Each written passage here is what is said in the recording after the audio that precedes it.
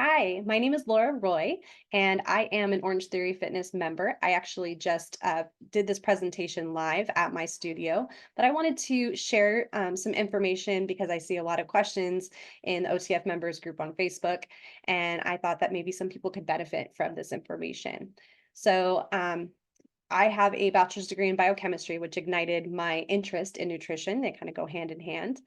And then I worked as a research scientist for some time and then became a high school teacher. I teach biomedical sciences and chemistry, where I've always incorporated some nutrition into. And Years later, back actually when we were on lockdown, I decided I wanted to go ahead and pursue my passion and get a formalized education in nutrition. So I do have a master's degree in functional medicine and human nutrition that I got last March. I am a certified functional nutrition counselor. I am a CNS candidate, so I'll be a licensed nutritionist pretty soon here. I think passed my board licensing exam, and I am about 100 hours shy of my 1,000 hours of clinical supervision. So very exciting stuff. And then I am also a certified personal trainer, but I don't usually practice with people individually. I do like to do group fitness stuff, which I do within the high school. I am also a nutrition professor at our community college. I teach nutrition science and sports nutrition. All right, so you might be wondering, what is functional medicine? Because I mentioned my master's was in functional medicine and human nutrition. So functional medicine has become a lot more popular. I think a lot more people are aware of this. And what it is it's supposed to be a holistic approach to practicing medicine. So we are looking at the whole person. We're trying to figure out how all of the symptoms are connected. What is the root cause of the issue? So this is going to be a very personalized approach. So I am going to talk very general in this presentation, but of course, like if you have an autoimmune disease, if you have diabetes, if you're going through perimenopause, if you are postmenopause, if there's all these other factors that I would need to tweak a plan for. So I'm trying to just cover the things that most people are going to benefit from, but most things in nutrition, it's kind of like a it depends situation when people ask me questions.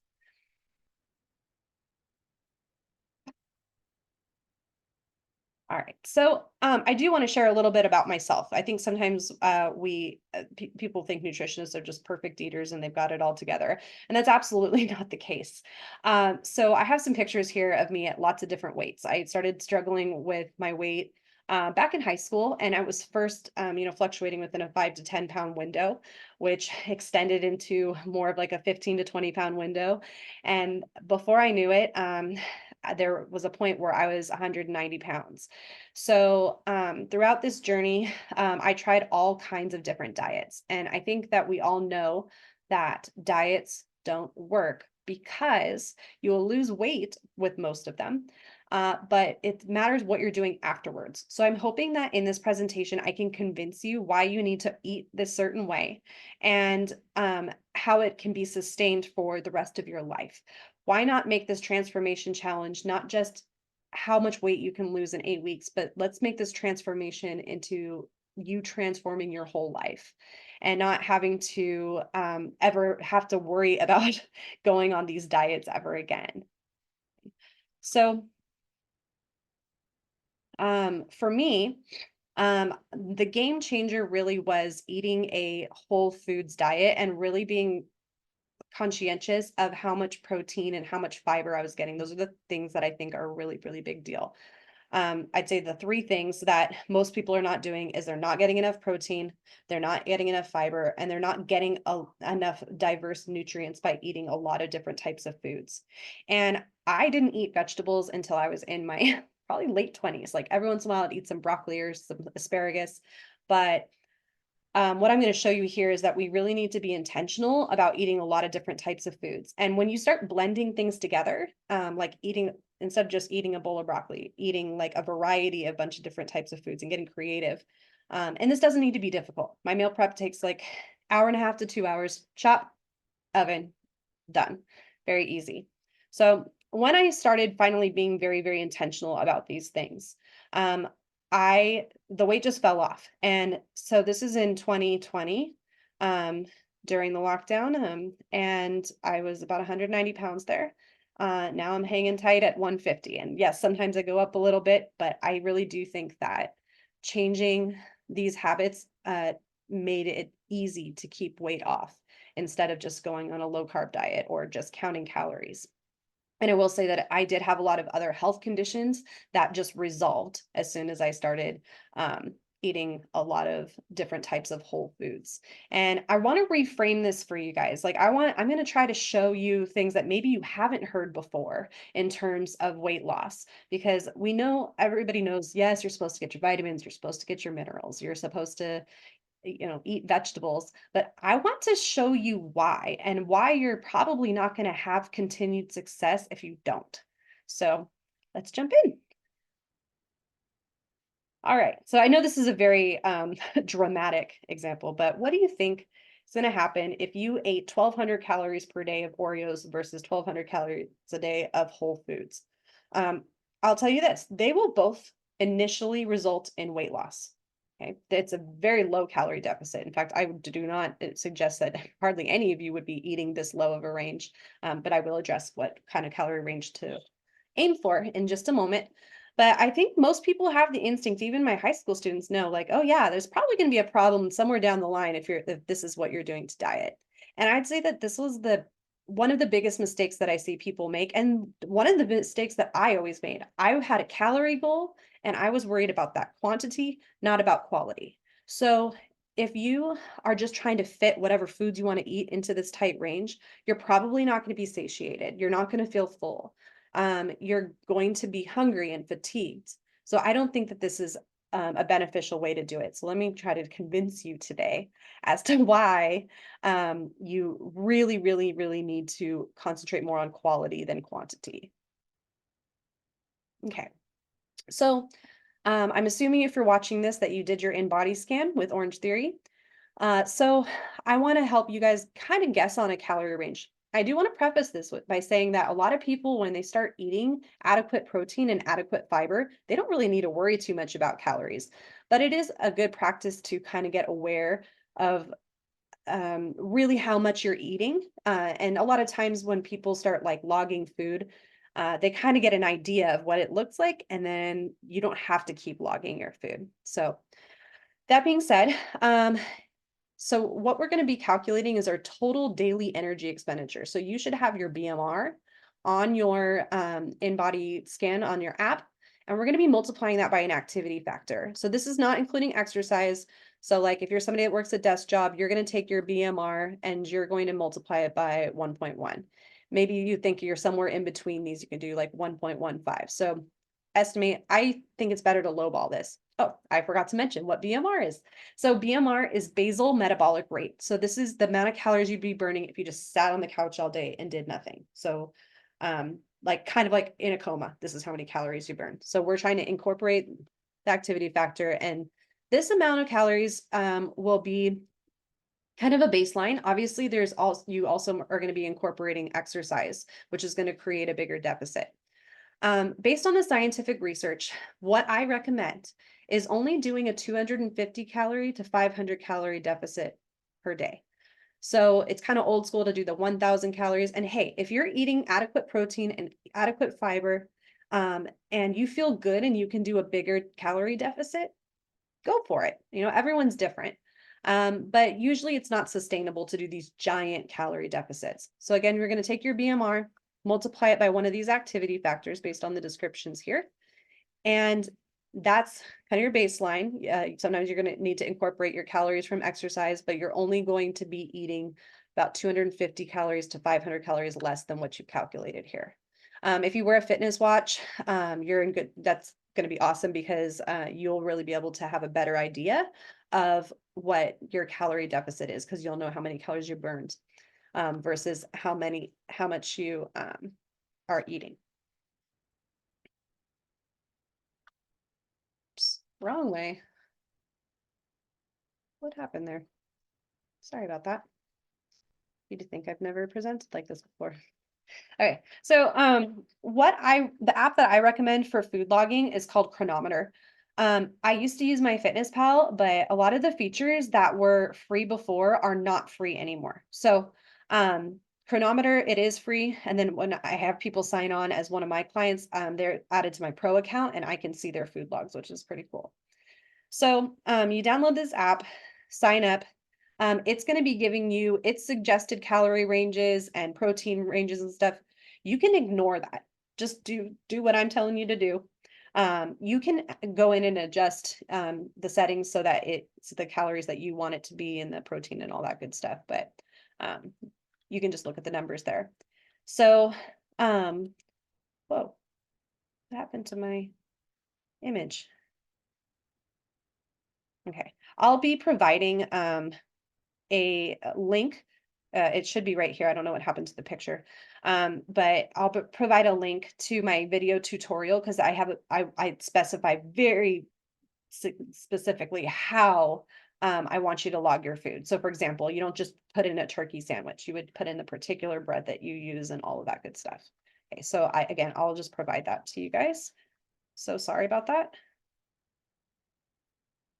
Okay. So setting protein goals. I understand that a lot of the coaches have already talked about this a little bit. So I'm going to give you my 2 cents. So the RDA, the recommended daily allowance, that's provided by our government, says that you should have 0.8 grams per kilogram of body weight. And for protein. And you can see that that's actually half of what I have here. So I've done a lot of research on protein specifically. And the research really shows that in order to have the best fat loss, and while maintaining lean body mass, preventing sarcopenia, which is where our muscles atrophy as we age, and then also, by the way, for our growing adolescents, this is also a good number to reach for. It's 1.6 to 2.2, which equates to about 1 gram per pound of body weight if you're going on this higher end.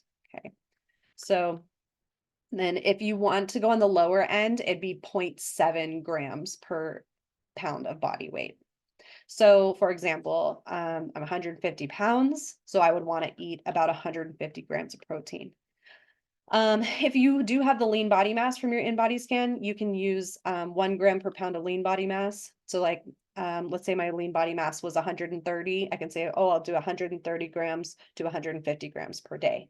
Now, it's not easy to reach these protein levels without supplementing. So if you are not a vegan or vegetarian, I would say that whey protein is the way to go.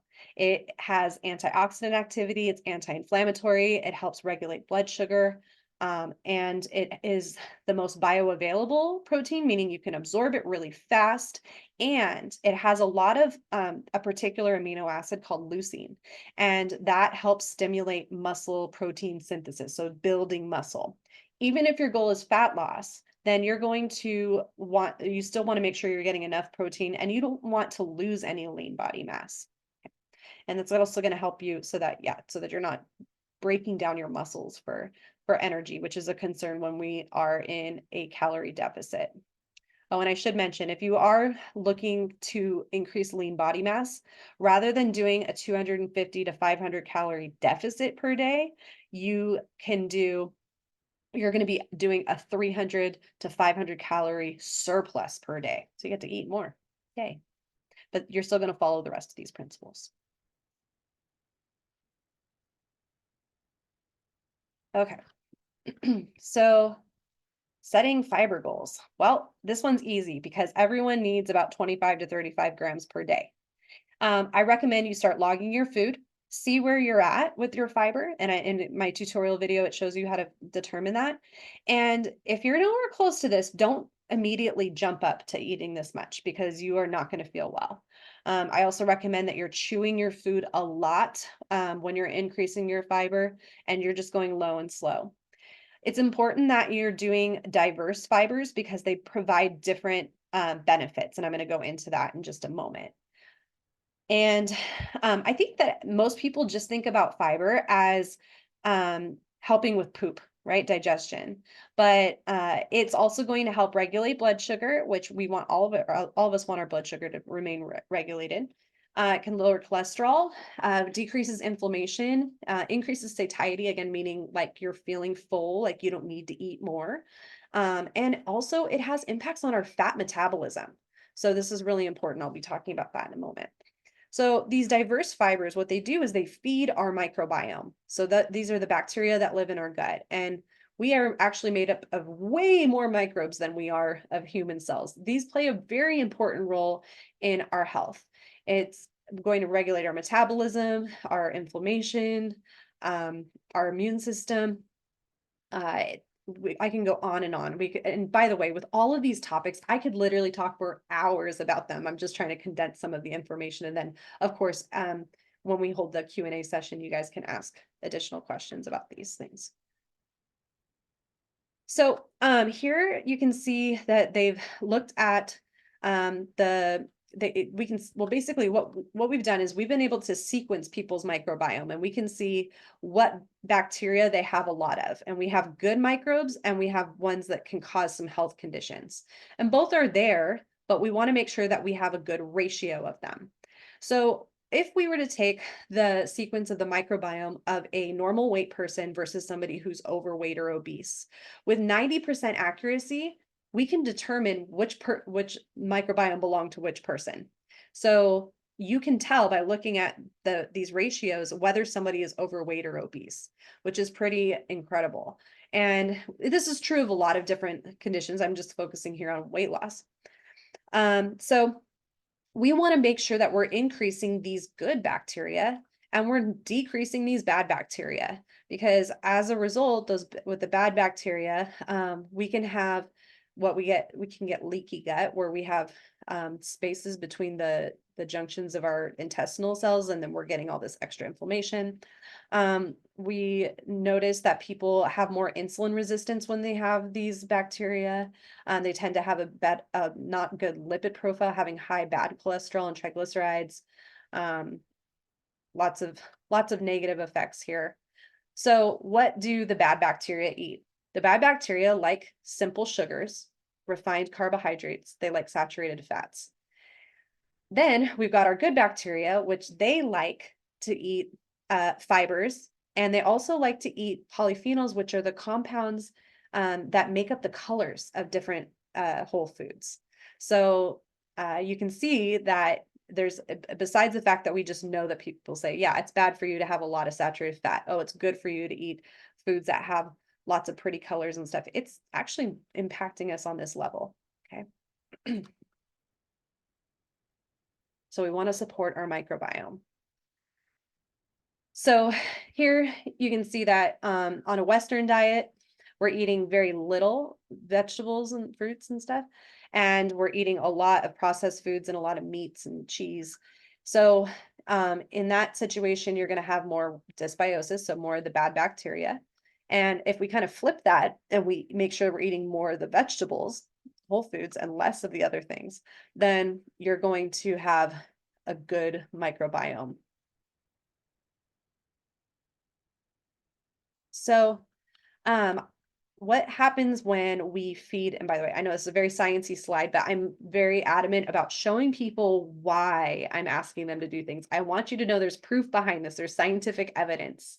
Okay, so when you eat good fibers and they feed the good bacteria, they can produce what we call short chain fatty acids. And those short chain fatty acids interact with all these different things in our body. So you can see that we can actually have an impact on GLP-1, which is the molecule that's targeted in like Ozempic and Wegovy and all of those popular weight loss drugs. So we can actually do this naturally by just eating more fiber. And that is going to help reduce and regulate our appetite. And it also helps, of course, with our insulin production. That's why they give these medications to diabetics. It's also going to impact PYY, peptide YY, which reduces appetite. Okay, so that's another good one. We also have an impact on ghrelin, which is the hunger hormone. So when your stomach is empty, you're going to release more ghrelin. Fiber is going to kind of stick around a little bit longer, so that can help you feel then you're not going to feel as hungry. And then I've got cholecystokinin in here. This is gonna, when we have more fiber, we're gonna stimulate more production for digestion, and everybody wants this to be functioning well. So if you have issues with your gallbladder, it could be because you're not stimulating this cholecystokinin with the fiber. So here, I just want to point out that these short chain fatty acids interact with our fat tissue. And so it actually reduces our fat accumulation. It is going to increase the amount of fat that's being broken down and decrease the amount that's being stored, which is all the things that we want right now. It can also increase thermogenesis, so like your metabolism itself, and that again with the oxidation of fats of breaking them down. So it doesn't mean that if you eat more fiber, you're going to burn an extra 500 calories per day, but you are overall going to burn more. And anything that we're doing to help that is going to be beneficial.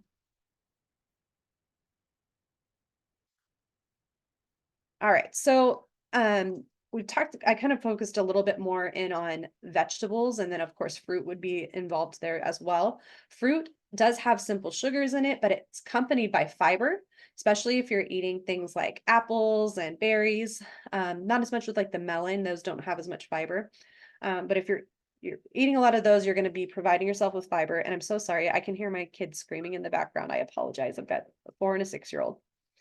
So, I haven't talked really about grains. Whole grains do have fiber, and they have a lot of some of those special compounds and things that we find in vegetables and fruits. They do have antioxidants and all that good stuff.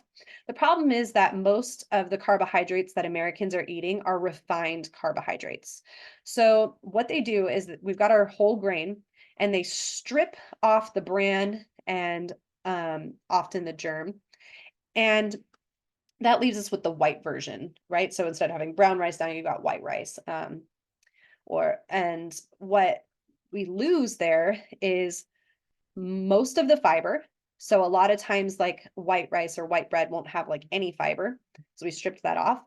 It also is, you're going to lose a lot of nutrients. So there's a lot of B vitamins and healthy fats and things like that that we find in that outer layer. So why do they take it off? Well, most people find it more palatable. I'm sure most of you guys would prefer white rice to brown rice. Uh, but you are losing all of those nutrients. It also makes these products more shelf stable, so they can stay on the shelf longer. Now, I do want to be culturally sensitive. I know that white rice, for example, is a major staple in a lot of cultures.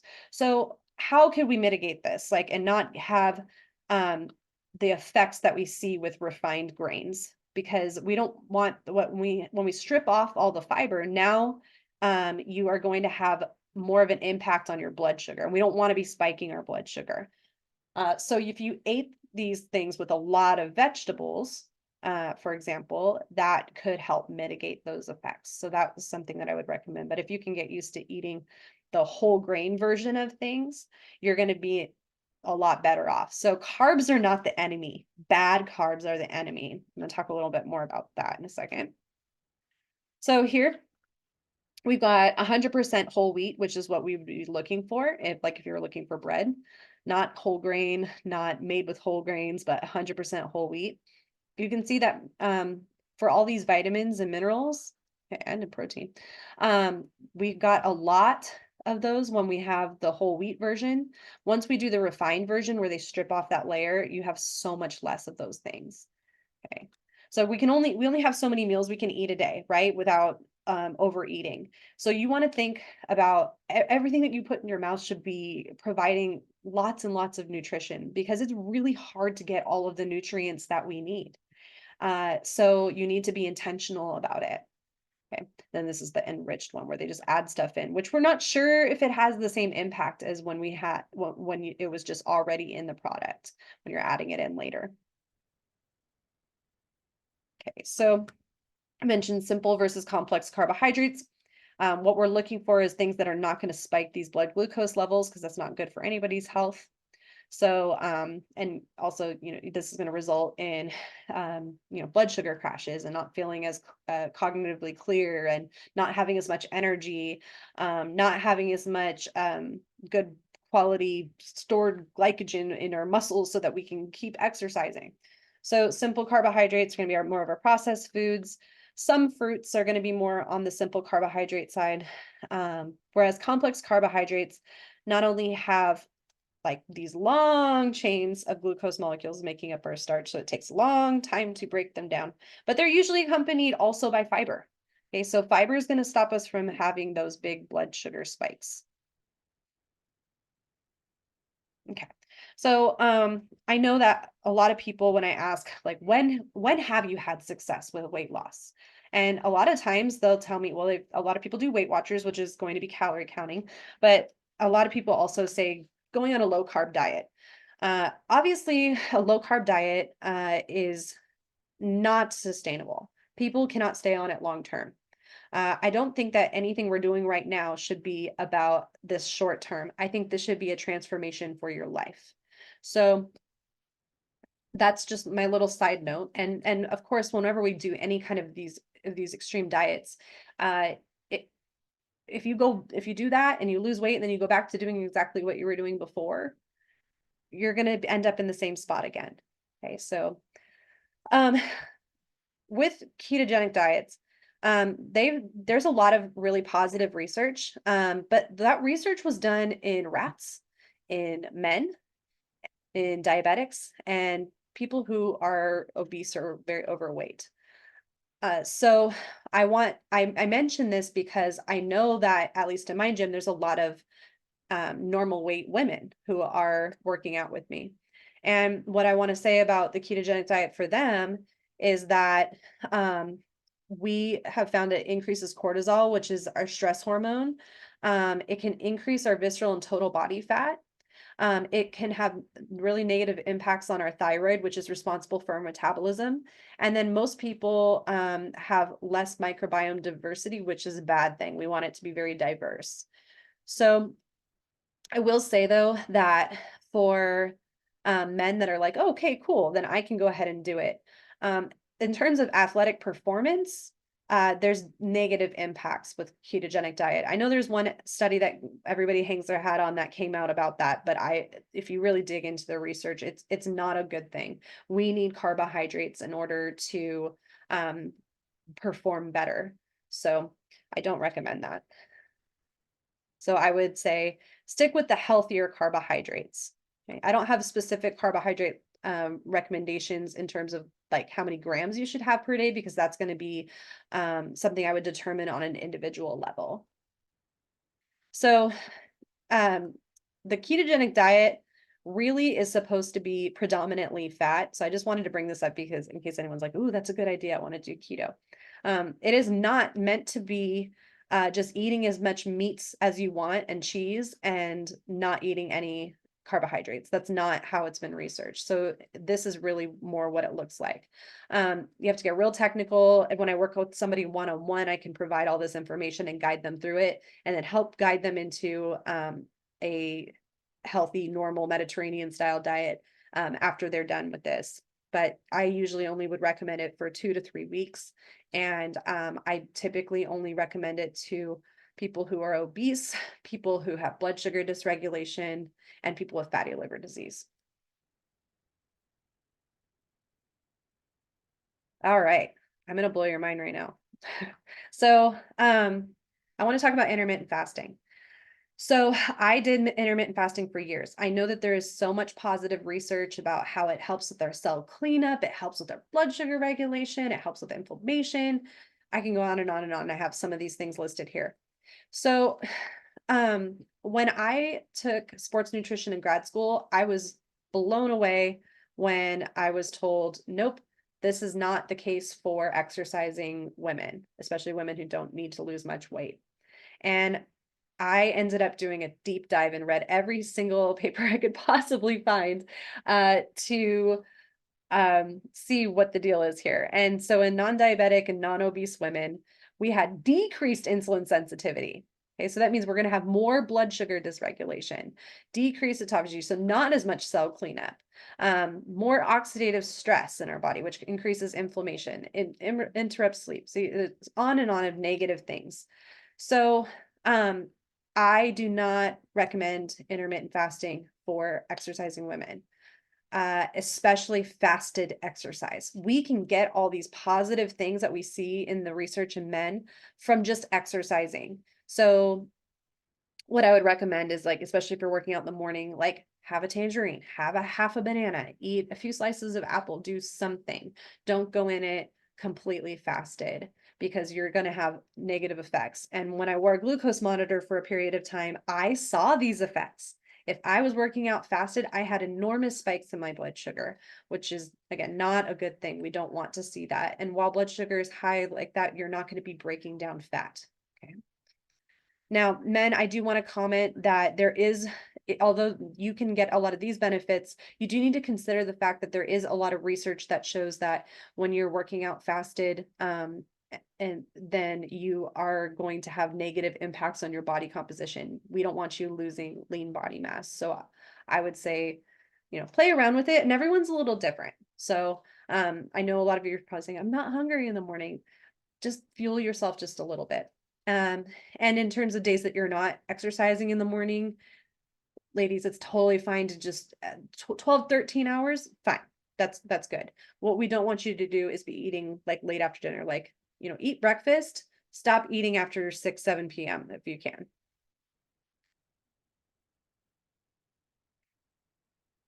All right. So I don't think we've gotten past this idea of um, fat being bad.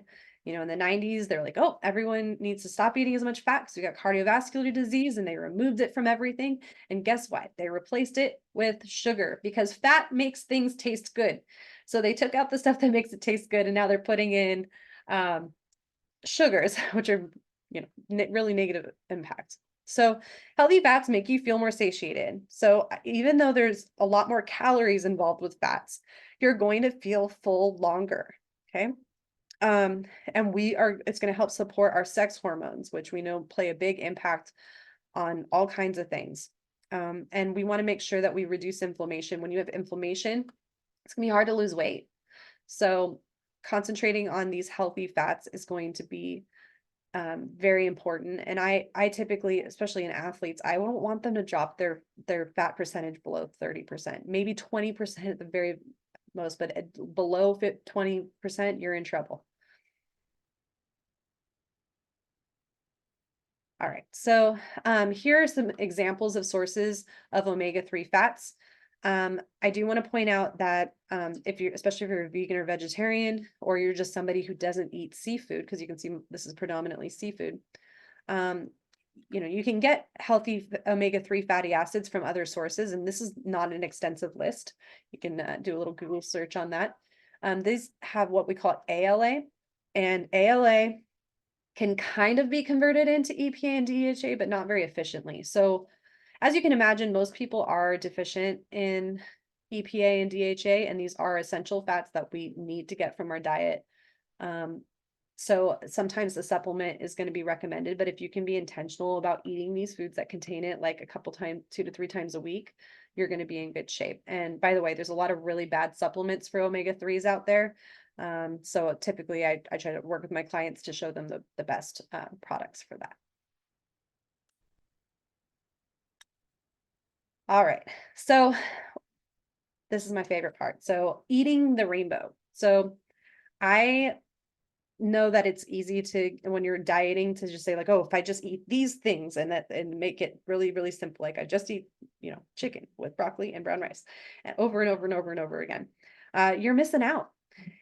So we need to eat a variety of lots of different types of food to get all the vitamins and minerals that we need. So it's really hard to get every single thing that we need in our bodies every single day. So, but if you're doing a variety of things throughout the month, then you're probably going to get adequate nutrients. Okay. Now, when you eat a variety of different types of foods, you're also getting a variety of different types of fibers, and there's different microbes that eat different fibers, and that way you're going to diversify your microbiome. There's also antioxidant and anti-inflammatory compounds to mitigate oxidative stress. And we do make oxidative compounds just naturally. If you're just living and breathing, in during exercise, when we're doing liver detoxification, all kinds of processes cause this. But we need to have enough of the nutrients to take care of that. And then we're on top of that, we're also, eating foods that increase oxidative stress. There's, lots of processed bad foods. Um, it, and then we're exposed to sunlight, which can cause oxidative stress. We're exposed to pollution. So we want to make sure that we're getting a bunch of things that are going to be able to take care of that. Right. And then down here, I've got compounds required for detoxification. So I'll show you a slide on that in a moment. So I asked my group when I was working with them live today in the workshop, I said, why do we need vitamins and minerals? No one in the room knew the answer, and that's because we don't teach people this. So this scary looking thing here is cellular respiration. This is how we make our energy. So I'm sure you guys remember the mitochondria, the powerhouse of the cell. So what I have highlighted here, so when we talk about cellular respiration, it's actually glycolysis and then the Krebs cycle and then electron transport chain. What I have highlighted here is in all of these spots, it requires a vitamin. Okay, I didn't even include the minerals because then it gets way too crazy. So look at all these steps that require a vitamin. So if you are not getting adequate vitamins and minerals, then you are robbing yourself of the ability to efficiently make ATP and make energy. You need energy in order to perform better in your exercise and have body composition improvements. So if you don't have enough of these things, this system doesn't work very efficiently. So you're not going to feel like you have enough energy, and you actually produce more oxidative stress because it's not working well. And I do have a slide on that, so I can explain a little bit more about what that is. So you might be asking yourself, well, then why can't I just take a vitamin? Well, you have to remember that there's a lot of healthy things within plants. And we don't want to just isolate things from them and take that. There are probably synergistic effects of the compounds that are in the fruits and vegetables that provide us with all of these health benefits. You cannot out supplement a bad diet, just like you can't out exercise a bad diet. You want to eat the actual foods, because then you're getting the fibers and you're getting all the compounds that make up the colors. There's a lot to it. And also, we naturally occurring vitamins are going to be different than taking a synthetic vitamin. There's just some things to think about. So when you lose body fat, there are toxins that get released. So I really believe, from every research paper I've read, that when people lose weight not eating a healthy diet, when they're just doing things to have lower calories, they stall out faster, because we know that a lot of the toxins that might be stored in there, when they're getting released, they're going to start impacting your metabolic pathways. Like your metabolism will be impacted, your hormones will be impacted, and there's tons of research on this. So what do we do? So it's better again to lose weight slower, so that you're not releasing a ton of toxins into your body, and you have to make sure that you're eating things that are going to provide your liver with the stuff it needs to do detoxification. Juice cleanses don't work. Don't do juice cleanses. I've taken several advanced classes in detox and biotransformation, and never once did anybody think that was going to be the best route. Because when you look here, don't get caught up in all the names. I outlined it here for you. In the beginning of detox, we need vitamins, we need amino acids, which we get from protein. We need different healthy fats help with this. There's different antioxidants. Okay, these are all things that are going to be found in whole foods, whole plant foods. Again, in this stage, we need lots of vitamins, minerals, antioxidants. There's other compounds here that we get from plants. In the last phase, we need amino acids. So a juice cleanse doesn't support these parts of the pathway. What about detox powders? Well, you're still going to run into problems, because you may have compounds that help with this part of the pathway, but then what happens when you get to this part of the pathway? So maybe you're upregulating, you're making this go fast, and that this part can't catch up. So that I don't really like doing that. Those things would be something I'd recommend on an individual basis based on the total picture of that person and their diet and lifestyle. So we want to make sure that we have everything we need to take care of those toxins so that it doesn't cause us to have a stall out in terms of fat loss. So I talked a bit about oxidative stress. So I want to give you guys a little rundown on what I mean by that. So again, within our body, sometimes we produce these free radicals naturally and because of exogenous things. Um, and when we get a free radical or a reactive species, what's wrong is they need another electron. They're missing one. So they'll go and they'll take them from whoever. So here's a defenseless cell, takes that electron, now he's damaged and it's not going to work as well. And then this process is going to increase, it's going to cause more oxidative stress, it's going to cause more inflammation. And what these free radicals take electrons from, they can take it from your DNA, which will cause issues, obviously. It can take them from your cell membranes, which again is going to cause issues. It can take it from different proteins. Like we need all of these things in our body to function. So we don't want free radicals taking electrons from them. So what do we do? Well, if we make sure that we have all the things to make antioxidants in our body and we provide antioxidants, they have an extra electron to give. So they can give it to the free radicals or the reactive species, and so they don't take them from the healthy cells. So that's why it's really, really important that we get these. Oh, so can we just take a pill?